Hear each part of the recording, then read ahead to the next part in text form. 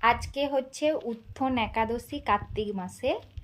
আর এই দিনে মানে বাংলা মাসে আমি হয়েছিলাম, বাংলা মাসে আজকে উত্থন একাদশীর দিন আমি হয়েছিলাম।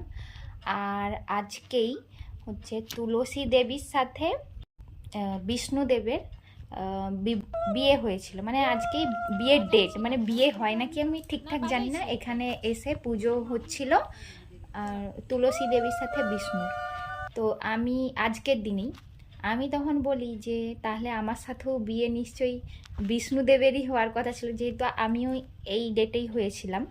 ঠিক আছে, তখন মা আবার জানলা ধার দিয়েছিল, জানলা ধার থেকে বলছে তোমার নাকি ওই কুষ্টি না কি বলে ওটা, কুষ্ঠিতে হচ্ছে তোমার নাম লেখা আছে বিষ্ণুদেব। কি বল? সত্যি? আমি এই জন্য হ্যাঁ, আমি যখন শুনি অবাক, কিন্তু আমার হচ্ছে কুষ্টিতে লেখা আছে তুলসী, আমার নাম মানে কুষ্টির নামটা তুলসী। আর হচ্ছে যে আমি যখন ওটা বলি যে আমার সাথে তাহলে হচ্ছে বিষ্ণুদেবেরই বিয়ের হবার কথা ছিল, তখন মা জানলার দিক দিয়ে রুটি ভাজছিল, তখন বলছে বাবায়ের হচ্ছে যে কুষ্টিতে নাম তো বিষ্ণুদেব বলে লেখা আছে।